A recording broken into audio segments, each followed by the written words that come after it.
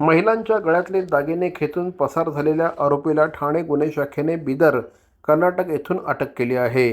गुन्हे शाखेचे उपायुक्त अमरसिंग जाधव, सहाय्यक पोलीस आयुक्त शेखर बागडे यांच्या मार्गदर्शनाखाली भिवंडीचे वरिष्ठ पोलीस निरीक्षक जनार्दन सोनवणे, सहाय्यक पोलीस निरीक्षक रवींद्र पाटील, श्रीराज माळी, मिथुन भोईर आणि त्यांच्या पथकाने चेन स्नॅचिंग करणाऱ्या आरोपींचा शोध घेत असताना CCTV तपासत गुप्त बातमीदारांच्या माहितीद्वारे चेन स्नॅचिंग करणाऱ्या आरोपी अब्बास उर्फ बडा युनुस सय्यद राहणार आंबिवली याला बिदर, कर्नाटक येथून अटक केली आहे. त्याचप्रमाणे पोलीस उपनिरीक्षक रवींद्र पाटील आणि त्यांच्या 5 जणांचे पथक बिदर येथे पोहोचले होते.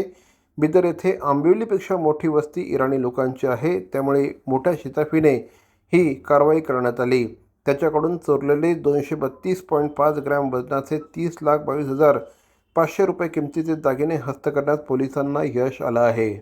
नारपोली पोलीस ठाणे येथे सोनसाखळी चोरी चेन स्नॅचिंगचा गुन्हा दाखल होता. त्या गुन्ह्याचा समांतर तपास गुन्हे शाखा घटक 2चे पोलीस निरीक्षक PI सोनवणे आणि त्यांची टीम ACP शेखर बागडे यांच्या परीक्षणामध्ये करत होती.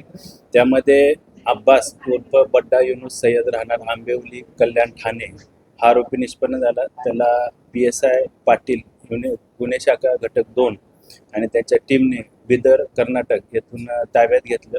त्याच्याकडून एकूण 20 चेन स्नॅचिंगचे गुन्हे उघडकीस आले आहेत, ज्यामध्ये 232 ग्रॅम सोनं ज्याची किंमत अंदाजे 30 लाख इतकी आहे.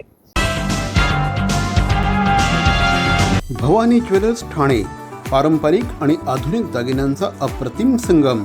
प्रत्येक स्त्रीची पहिली पसंती भवानी ज्वेलर्स ठाणे. नक्की भेट द्या.